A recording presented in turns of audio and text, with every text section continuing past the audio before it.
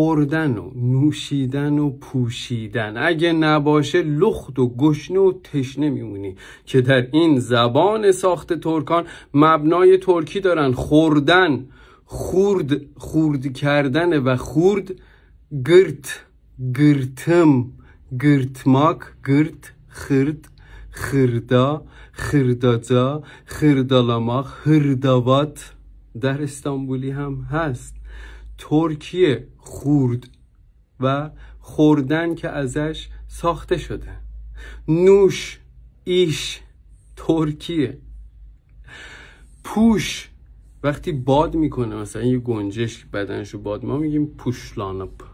خب که پوش، پش، پیش، پش، پیشیرمق این گرمی داره، پشلمق با گرمیه، پوشلاماق باد کردن، یعنی مثلا یه لباس پشم خودش بر این مبناست، بر اینکه گرم میکنه. خب از ترکیه، یعنی در این زبانی که ساخت خود ما ترک هاست، اساسی ترین کلمات اون که اگر اینها نباشن لخت و گشنه و تشنه میمونی، ترکیه.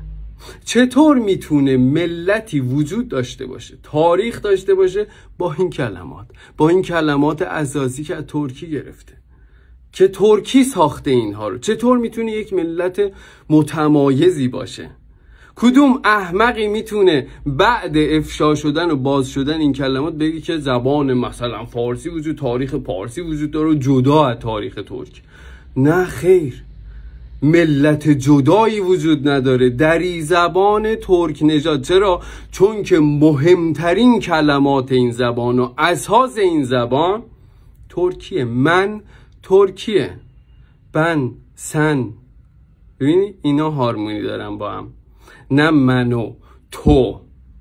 چرا؟ چون سرهمبندی دیگه به هم نمیخوره. اینا اساسشن. ببین چقدر ما وند بیرون کشیدیم، چقدر اجزای این زبان رو بیرون کشیدیم و دیدیم در تاریخی که ترکان حاکمیت کردن اصلا این بر عرصه وجود اومده.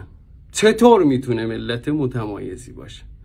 این سوال رو میپرسم از کسایی که حق طلبند، دنبال حقن، دنبال تعصبات کورشون نیستن، که برای منافع اشغالگر طراحی و ساخت و پرداخت شده.